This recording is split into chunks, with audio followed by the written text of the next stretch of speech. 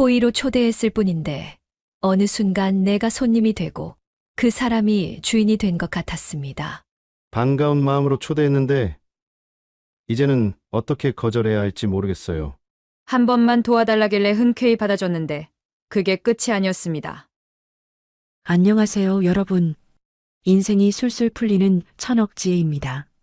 여러분의 집, 정말로 안전한 공간일까요? 단 한 번의 초대로 인해 모든 것이 흔들릴 수도 있다는 사실, 생각해 보신 적 있으세요? 믿기 어렵겠지만 이런 일이 실제로 일어납니다. 오늘 영상에서는 절대 집에 초대하지 말아야 할 7가지 유형의 사람들에 대해 하나하나 짚어보겠습니다. 얼마 전 한 노부부가 오랜 친구를 초대했다가 큰 후회에 빠진 이야기를 들었습니다.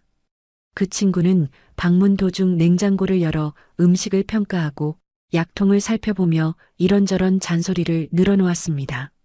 처음에는 우정이라고 생각해 넘겼지만 그날 이후로 그 부부는 집에서조차 불편함을 느끼게 됐다고 합니다. 집은 누구에게나 가장 편안하고 안전한 공간이어야 하는데 초대한 사람 하나로 이 평화가 깨져버린 거죠. 이런 상황, 과연 남의 이야기일까요? 아니면 우리가 모르는 사이, 이미 우리의 삶 속에서도 일어나고 있을지도 모릅니다. 집에 누군가를 초대한다는 것은 단순한 방문 이상의 의미를 가집니다. 신뢰와 호의를 나누는 행위지만 어떤 사람들에게는 그 신뢰가 악용될 수도 있습니다. 외로움이나 친절을 무기로 다가오는 사람들, 심리적, 경제적으로 큰 부담을 주는 사람들, 혹은 우리의 일상을 침범하는 사람들까지. 이들은 때로는 겉으로 드러나지 않아 더 조심해야 할 존재들입니다. 그렇다면 이런 사람들을 어떻게 구별하고 우리의 평화로운 삶을 지킬 수 있을까요? 각 유형의 특징뿐만 아니라 스스로를 보호할 수 있는 방법까지 함께 알아보겠습니다. 먼저 이야기를 시작하기 전에 구독과 좋아요, 알림 설정을 눌러두시면 앞으로도 유익한 정보를 더 빠르게 받아보실 수 있어요. 외로움이라는 감정은 누구에게나 익숙하지만 노년기에는 조금 더 깊이 스며들곤 합니다. 그래서 누군가와의 따뜻한 대화 한마디, 작은 교감 하나가 얼마나 큰 위로가 되는지 잘 알고 계실 겁니다. 그런데 이런 소중한 감정을 악용해 접근하는 사람들이 있다는 사실 들어보신 적 있으신가요? 그들은 처음에는 따뜻한 말로 다가오지만 그 뒤에는 전혀 다른 목적이 숨어 있습니다. 정현철님의 이야기를 들어보시죠. 매일 아침 공원을 산책하던 정현철님은 그날도 늘 가던 코스를 걷고 있었습니다. 그런데 벤치에 앉아있던 한 여성이 인사를 건넸습니다. 날씨가 좋다며 자연스럽게 말을 트던 그녀는 동네에 대해 이런저런 이야기를 나누며 친근한 인상을 남겼죠.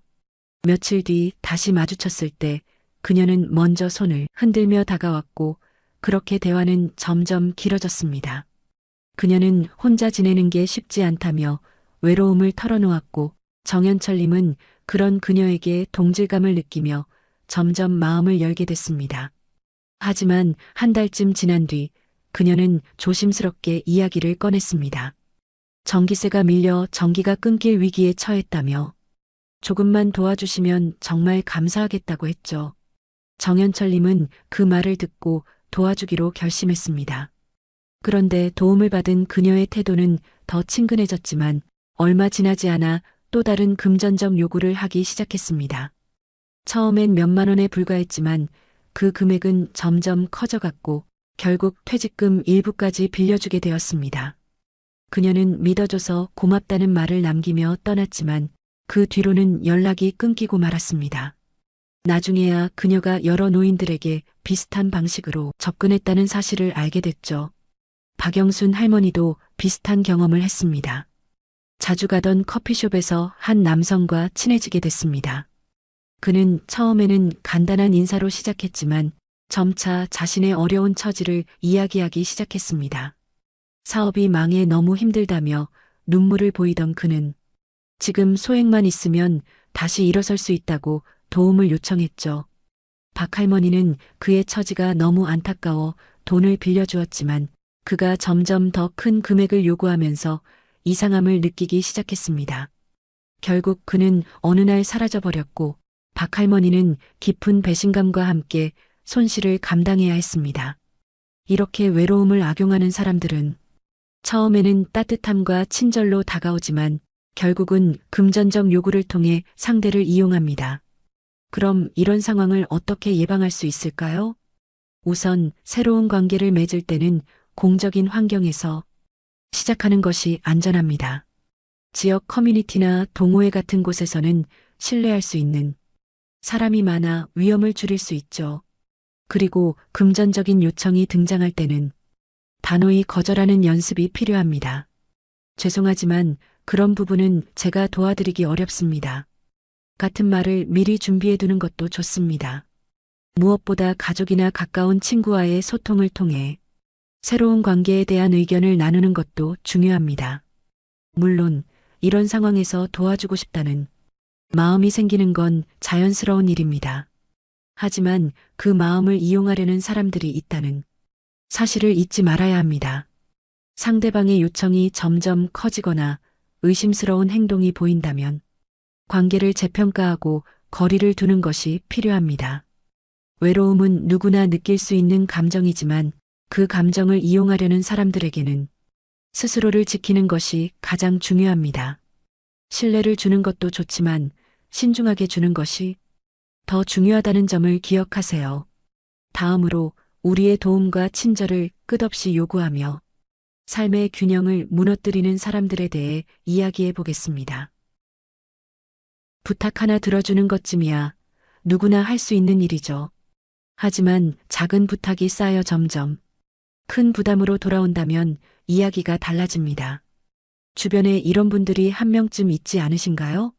처음엔 소소한 부탁으로 시작했다가 결국 그 관계를 유지하기 위해 내 일상과 에너지를 희생해야 하는 사람들 말입니다. 박구정 할머니는 경로당에서 만난 한 이웃 여성과 친해지기 시작했습니다. 그녀는 찌개 냄새가 너무 좋아요. 한번 같이 먹으면 안 될까요? 라는 사소한 요청으로 다가왔습니다. 박 할머니는 흔쾌히 찌개를 나누며 그녀와의 관계를 이어갔죠. 하지만 시간이 지나면서 요청은 조금씩 커지기 시작했습니다. 그녀는 마트에 함께 가줄 수 있겠냐며 도움을 요청했고 병원에 같이 가줄 수 있냐는 부탁도 이어졌습니다. 처음엔 작은 도움이라 생각했지만 점점 그녀의 요구는 할머니의 시간을 갉아먹는 부담으로 변해갔습니다. 겨울이 되자 그녀는 난방비를 감당하기 어렵다며 박할머니 집에 잠시 머물게 해달라고 요청했습니다. 며칠 정도만 있을게요라는 말과 함께 시작된 동거는 한 달 이상 이어졌습니다. 박할머니는 자신의 공간을 잃었다는 불편함에 시달렸고 스트레스가 점점 쌓여갔습니다. 그녀에게 솔직하게 이야기했지만 오히려 서운하다는 말과 함께 감정적인 압박을 받았습니다. 관계를 끊는 것도 어려웠고 유지하는 것도 점점 힘들어졌죠. 이와 비슷한 경험을 한 또 다른 사례도 있습니다. 김종식 씨는 동네의 한 지인과 친분을 쌓게 되었는데 그 사람은 처음엔 단순히 이삿짐을 옮겨달라는 작은 부탁으로 시작했습니다. 그러나 점점 집안 고장난 물건을 봐달라거나 모임비를 대신 내줄 수 있냐는 식으로 요구가 커졌습니다. 김 씨는 한두 번 돕다 보니 이제 그가 하는 모든 부탁을 거절하기 어려운 상황이 됐습니다. 도움을 주지 않으면 관계가 깨질 것 같아 계속 들어줬지만 결국 모든 부담은 김 씨에게 돌아왔죠. 이런 상황을 겪지 않으려면 처음부터 분명한 경계를 설정하는 것이 중요합니다. 상대방의 부탁을 거절하는 것이 어렵게 느껴질 수도 있지만 경계 없이 친절을 베풀다 보면 결국 내 삶의 균형이 무너지게 됩니다. 죄송하지만 지금은 제 상황이 여의치 않네요와 같은 완곡한 표현으로도 충분히 경계를 지킬 수 있습니다. 부탁이 점점 커질 때는 상대에게 이건 제가 감당하기 어려워요라고 솔직하게 이야기하세요.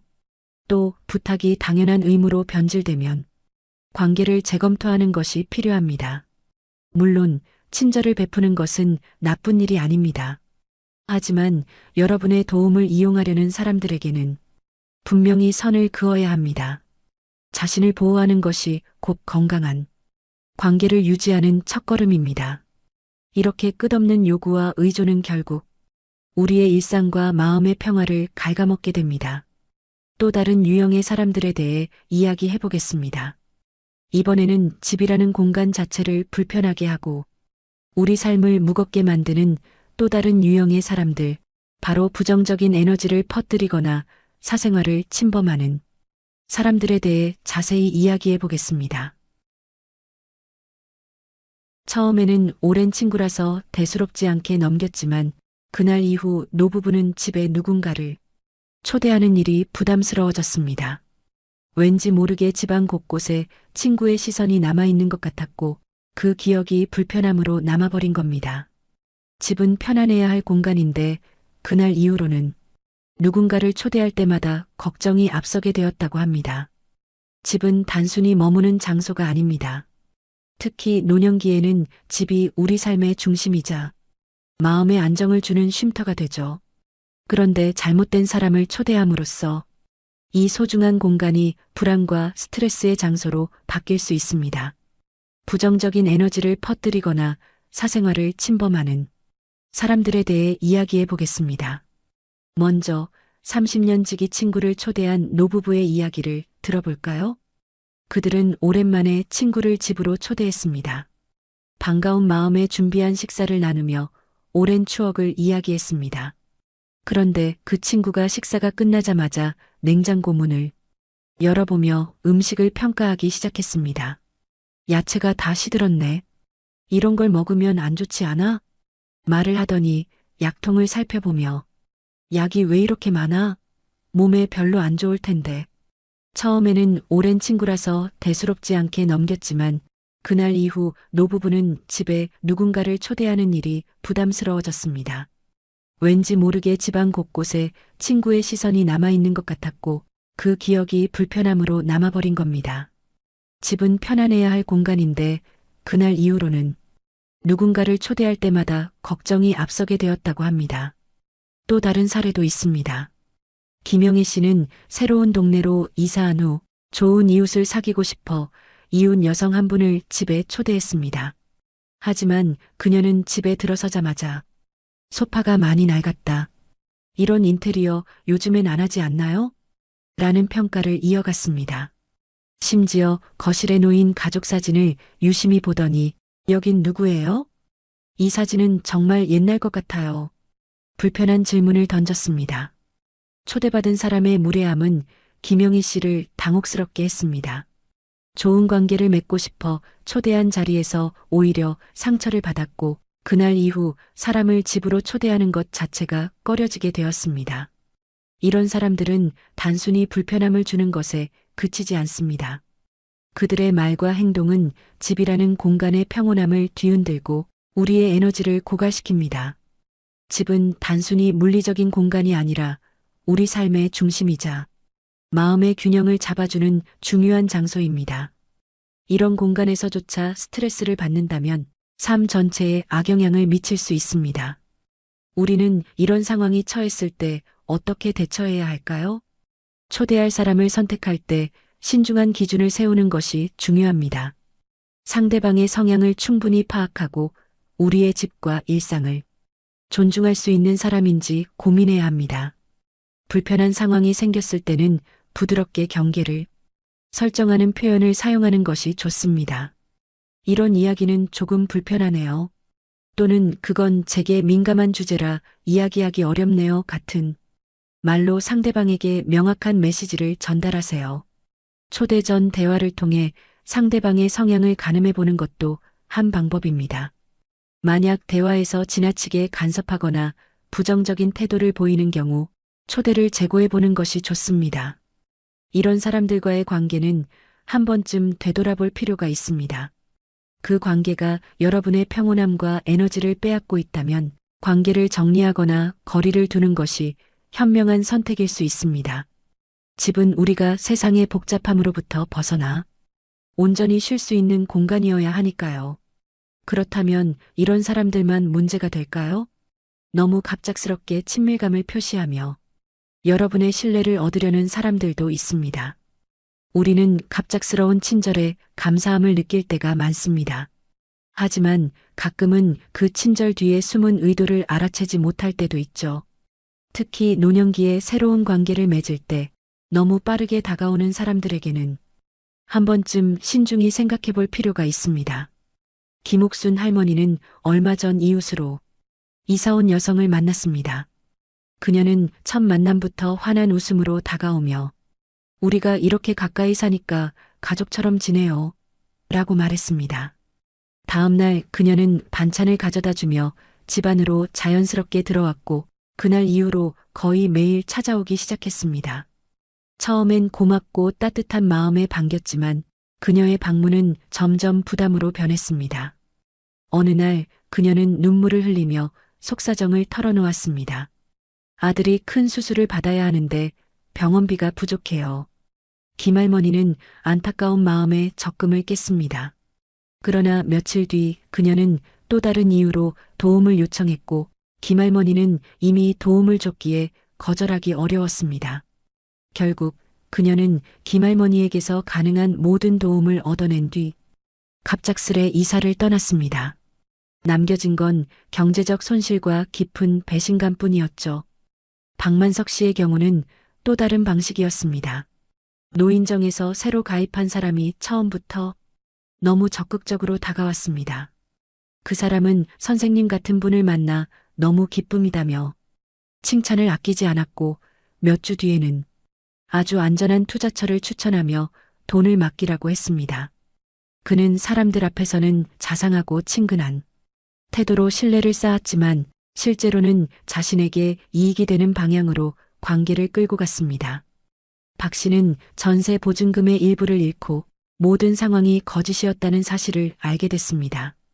이처럼 갑작스럽게 친밀감을 표시하는 사람들은 처음에는 마음을 얻기 위해 노력하지만 그 뒤에는 경제적 이익이나 자신만의 이득을 추구합니다. 너무 빠르게 신뢰를 쌓으려는 관계는 오히려 경계해야 할 대상일 수 있습니다. 그렇다면 이런 상황에서 우리는 어떻게 스스로를 지킬 수 있을까요? 우선 진정한 신뢰는 시간이 걸린다는 점을 기억해야 합니다. 상대가 아무리 좋은 사람처럼 보여도 성급히 판단하지 마세요.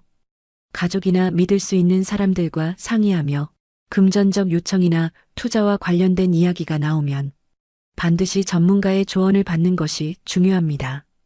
또한 새로운 관계에서 여러분의 직감을 믿는 것도 좋은 방법입니다. 이 사람이 지나치게 적극적이다라는 느낌이 든다면 스스로 한 걸음 물러서 보세요. 우리는 모두 따뜻한 관계를 원합니다.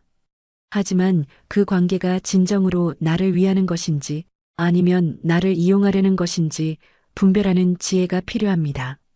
지나친 친절이 느껴질 땐 한 번 더 깊이 생각해 보세요. 이제 건강과 의료를 빌미로 한 사기의 위험에 대해 이야기해 보겠습니다. 이번 유형도 우리에게 중요한 교훈을 줄 것입니다. 나이가 들수록 건강은 누구에게나 중요한 화두가 됩니다. 그런데 이 건강을 빌미로 접근해 우리의 신뢰를 배신하는 사람들이 있습니다. 무료 검사나 정보 지원, 저렴한 의료기기 같은 단어를 내세우며 접근하는 이들은 사실 우리를 속이려는 사기꾼일 가능성이 큽니다. 오늘은 이런 사례에 대해 이야기해 보겠습니다. 대전에 사는 박명희 씨는 평소 혈압이 높아 건강관리에 관심이 많았습니다. 그러던 어느 날 동네 마트 앞에서 무료 혈압 검사를 받게 되었죠. 검사 결과를 본 상담사는 심각한 표정으로 혈압이 위험 수준이라며 그녀를 겁주기 시작했습니다. 이어서 이 상태로 방치하면 큰 병으로 이어질 수 있다며 고가의 의료기기를 권유했습니다. 병원에서 치료받는 것보다 이 기기가 훨씬 저렴하고 효과적이라는 말까지 덧붙였죠. 방 씨는 두려운 마음에 적금을 깨서 기기를 구매했지만 사용해도 아무런 효과를 느낄 수 없었습니다. 그녀는 자신이 속았다는 사실을 알게 되었고 큰 후회에 빠졌습니다. 또 다른 사례도 있습니다. 박동수 씨는 자신을 정부 지원 프로그램 상담사라고 소개한 사람에게 접근당했습니다. 무료 건강검진과 혜택을 제공한다며 신뢰를 얻은 그는 상담 과정에서 이 건강식품은 정부에서 승인한 필수 제품이라는 말을 반복했습니다. 박 씨는 건강을 위해 제품을 구매했지만 이후 상담사와의 연락은 끊겼고 제품 역시 허위로 밝혀졌습니다. 이처럼 건강에 대한 불안감을 자극하며 접근하는 사기꾼들은 우리의 약점을 이용해 금전적 손실과 심리적 상처를 남깁니다. 그런데 이들의 공통점이 있습니다. 먼저 자신이 정부나 공공기관과 연관된 사람인 것처럼 행동에 신뢰를 쌓으려 합니다. 또 지금 결정을 내리지 않으면 기회를 놓친다는 식으로 압박감을 주며 빠른 판단을 유도하죠. 그리고 마지막으로 의학적 권위를 내세우며 불안한 마음을 더욱 자극합니다. 이런 전략은 한순간 우리의 경계를 무너뜨리고 후회로 이어지게 만듭니다. 그렇다면 이런 상황에서 어떻게 대처할 수 있을까요? 우선 무료 검진이나 상담은 반드시 공인된 병원이나 공공기관을 통해 이루어져야 합니다. 길거리에서 이루어지는 검진은 일단 의심해보는 것이 필요합니다. 그리고 고가의 의료기기나 건강식품을 구매하기 전에는 반드시 가족이나 전문가와 상의하세요. 혼자 판단하는 것보다는 여러 사람의 의견을 들어야 냉정하게 판단할 수 있습니다. 건강이라는 민감한 문제를 악용하는 사람들은 우리의 약점을 파고들어 더 큰 상처를 남기곤 합니다. 하지만 이런 유형만 위험한 것은 아닙니다. 때로는 가장 가까운 사람들, 가족이나 친척의 이름을 빌려 접근하는 사람들이 더 큰 위험을 가져오기도 하죠. 다음으로 이야기할 내용은 가족과 친척을 빌미로 한 사기 유형에 대한 이야기입니다. 가족은 누구에게나 가장 믿음직한 존재입니다. 그래서 가족이나 친척이 요청을 하면 자연스럽게 마음이 열리고 그 요청을 들어주는 것이 당연하게 느껴지죠. 하지만 이런 신뢰를 악용하는 사람들이 있습니다. 때로는 가족의 이름을 빌려 접근하는 사기꾼들, 그리고 진짜 가족이지만 신뢰를 무기로 삼아 피해를 주는 경우도 있습니다. 70대 박명자 씨는 조카의 사업 자금을 지원했다가 큰 손실을 입었습니다. 조카는 이모, 제가 꼭 성공해서 은혜를 갚을게요라며 눈물로 호소했고 박 씨는 가족 간 신뢰를 바탕으로 전 재산이나 다름없는 퇴직금을 지원했습니다. 처음 몇 달은 약속한 이자를 잘 지급받았지만 곧 사업이 실패하면서 돌려받지 못할 상황에 놓였죠. 더 큰 문제는 가족 간의 관계였습니다. 다른 친척들은 왜 특정 조카만 도와줬느냐며 불만을 터뜨렸고 조카는 오히려 더 지원해주지 않아서 실패했다며 책임을 전가했습니다. 박 씨는 경제적 손실뿐 아니라 가족 간의 갈등과 상처를 떠안게 되었습니다. 또 다른 사례로 김영수 씨는 친척에게 부동산 투자 제안을 받았습니다. 조카는 이 투자처는 안전하고 수익률이 확실하다며 김 씨를 설득했고 김 씨는 오랜 신뢰를 바탕으로 전세 보증금 일부를 투자했습니다. 하지만 얼마 지나지 않아 투자처가 허위라는 사실이 드러났고 조카 역시 사기를 당했다며 도움을 요청하기에 이르렀습니다. 김 씨는 가족 간의 관계를 생각해 조카를 탓하지 못했고 자신의 판단을 자책하며 고통스러운 시간을 보냈습니다. 이런 가족 간 사기는 단순히 금전적 손실에서 그치지 않습니다. 가족이라는 관계 자체를 파괴할 수 있는 심각한 문제로 이어질 수 있습니다. 그럼 이런 상황을 어떻게 예방할 수 있을까요? 먼저 금전적 거래가 발생할 때는 반드시 문서화를 해야 합니다. 차용증이나 계약서를 작성하는 것이 가족 간의 신뢰를 깨뜨리는 것이 아니라 오히려 서로를 보호하는 방법입니다. 가족끼리 무슨 서류를 쓰냐는 생각은 오히려 문제를 키울 수 있습니다. 또한 큰 금액의 거래나 투자를 결정하기 전에는 반드시 가족 외부의 전문가와 상의하세요. 변호사나 금융 전문가의 의견을 들어 합리적인 판단을 내리는 것이 중요합니다. 사기꾼들이 사용하는 심리적 전략도 주의 깊게 살펴야 합니다. 가족이나 친척을 빌미로 한 사기에서 가장 흔히 사용하는 수법 중 하나는 동정심 유발입니다. 이 사업이 실패하면 우리 가족이 힘들어진다는 말로 상대방의 부담감을 키웁니다. 또한 시간이 없다며 빠른 결정을 요구하거나 가족이니까 믿어야 한다며 논리적인 판단을 흐리는 방식도 자주 사용됩니다. 이런 상황에서는 한 걸음 물러서서 감정이 아닌 이성적으로 상황을 바라볼 필요가 있습니다. 추가로 금전적 요청이 있을 경우 혼자 결정을 내리지 말고 믿을 수 있는 제3자와 상의하세요. 가족 외부의 의견을 통해 문제를 객관적으로 바라보는 것이 중요합니다. 그리고 관계의 균형을 유지하기 위해 처음부터 상대방에게 지나친 기대를 주지 않는 것도 필요합니다.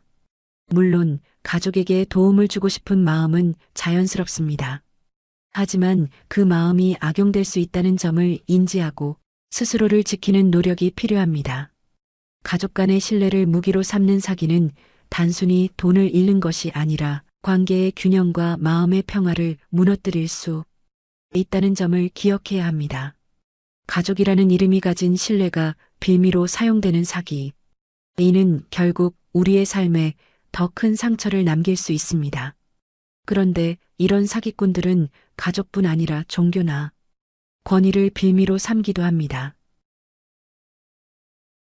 종교와 신앙은 우리 삶에서 큰 위로와 희망을 줍니다. 그런데 이런 신앙심과 종교적 권위를 악용해 사기를 치는 사람들이 있습니다. 특히 신뢰와 존중이 기반이 되는 관계일수록 이런 사기는 더 교묘하게 이뤄지곤 합니다. 서울에 사는 김모 씨는 오래 다닌 교회에서 신뢰하던 집사님에게 큰 피해를 입었습니다. 집사님은 이 투자처는 신의 뜻으로 찾은 곳입니다라며 적극적으로 투자 제안을 했고 김 씨는 이를 믿고 자신의 노후 자금을 맡겼습니다.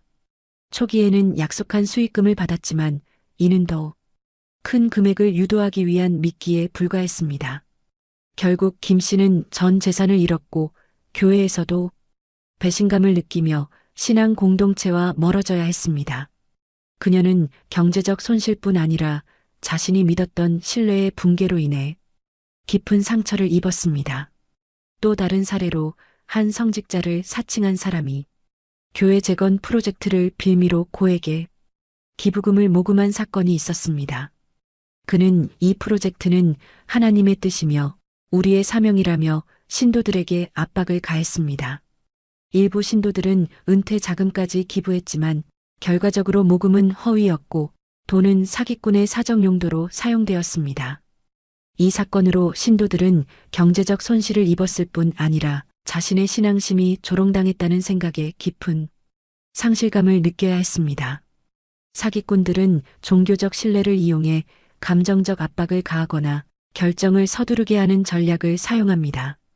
지금이 아니면 하나님의 뜻을 거스르는 겁니다. 이건 믿음을 시험하는 기회입니다라는 말로 감정을 자극하고 판단력을 흐리게 만들죠. 이런 압박은 신앙이 깊을수록 더 강하게 작용해 피해를 키우는 요인이 됩니다. 그렇다면 어떻게 대처하는 것이 현명할까요? 첫째, 종교적 권위를 내세운 투자나 금전 요청은 반드시 의심해야 합니다. 아무리 신뢰하던 사람이라도 금전 문제가 얽힌다면 그것은 신앙과 별개로 객관적으로 다뤄야 합니다. 둘째, 하나님의 뜻이나 믿음을 시험하는 기회라는 감정적 호소에 흔들리지 마세요. 신앙은 존중해야 하지만 금전적 판단은 이성과 객관성을 바탕으로 이루어져야 합니다. 셋째, 금전적 거래나 기부는 반드시 전문가와 상의하고 서류로 명확히 남겨야 합니다. 특히 고액의 금전 문제가 얽힐수록 신앙과 현실을 분리한 태도가 필요합니다. 가까운 종교 지도자나 전문가와 상담을 통해 신뢰를 확인하고 주변의 의견을 들어보는 것도 좋은 방법입니다. 결정을 내리기 전에는 시간을 두고 생각하는 것이 무엇보다 중요합니다. 성급한 결정은 사기꾼들이 가장 바라는 결과라는 점을 기억하세요. 종교와 신앙을 빌미로 한 사기는 우리의 마음과 신뢰를 가장 깊이 흔드는 위험한 유형입니다. 하지만 이런 위험도 우리가 조금 더 신중하게 판단하고 자신을 보호하는 방법을 익히면 충분히 예방할 수 있습니다. 이제까지 이야기한 사례들을 돌아보며 우리 삶에 필요한 중요한 지혜와 실질적인 대처, 방안을 함께 정리해 보겠습니다. 오늘 우리는 70대 이후 노년에 집에 초대하지 말아야 할 7가지 유형의 사람들에 대해 이야기 나눴습니다. 나이가 들수록 우리의 집은 단순히 머무는 공간이 아니라 삶의 안정과 마음의 평화를 지키는 가장 중요한 터전이 됩니다. 특히 70대 이후에는 우리가 만들어온 일상의 소중함이 더욱 절실하게 다가오며 그 안에서 평화를 유지하는 것이 무엇보다 중요합니다. 하지만 잘못된 사람을 초대하거나 경계를 허물었을 때 우리의 소중한 집이 스트레스와 불편의 장소로 변할 수 있다는 점을 꼭 기억해야 합니다. 우리는 외로움을 악용하며 다가오는 사람들, 끝없는 요구와 의존으로 우리의 마음을 짓누르는 사람들, 부정적인 에너지를 퍼뜨리며 사생활을 침범하는 사람들에 대해 이야기했습니다. 또 건강과 종교를 빌미로 신뢰를 악용하는 사기꾼들, 심지어 가족과 친척이라는 가까운 관계를 통해 금전적 부담을 주는 사람들까지 다양한 유형의 위험을 살펴보았습니다. 이들 모두는 단순히 금전적 손실뿐 아니라 우리의 감정과 인간관계에 깊은 상처를 남길 수 있습니다. 70대 이후 노년의 삶은 젊은 시절과는 또 다른 의미를 가집니다. 이제는 관계에서 오는 스트레스를 체력으로 버텨내는 것이 아니라 나를 보호하기 위한 현명한 결단이 필요한 시기입니다. 여기에서 중요한 것은 경계입니다. 우리의 평화를 지키기 위해 타인을 위한 지나친 배려보다 나 자신을 위한 선을 그을 줄 알아야 합니다. 이것은 결코 이기적인 행동이 아닙니다. 오히려 나를 지키는 선택이 가족과 주변 사람들에게 더 좋은 영향을 줄 수 있습니다. 사람을 만날 때는 항상 천천히 신뢰를 쌓아가세요. 처음에는 친절해 보이는 사람도 시간이 지나면서 본색이 드러날 수 있습니다. 금전적 요청이 있을 때는 반드시 가족이나 신뢰할 수 있는 사람들과 상의하고 전문가의 도움을 받아야 합니다. 특히 가족 간의 금전 문제라면 문서화된 절차를 통해 명확히 처리하는 것이 서로를 보호하는 길입니다. 또한 노년의 삶에서 꼭 기억해야 할 것은 모든 관계가 많을수록 좋은 것이 아니라는 점입니다.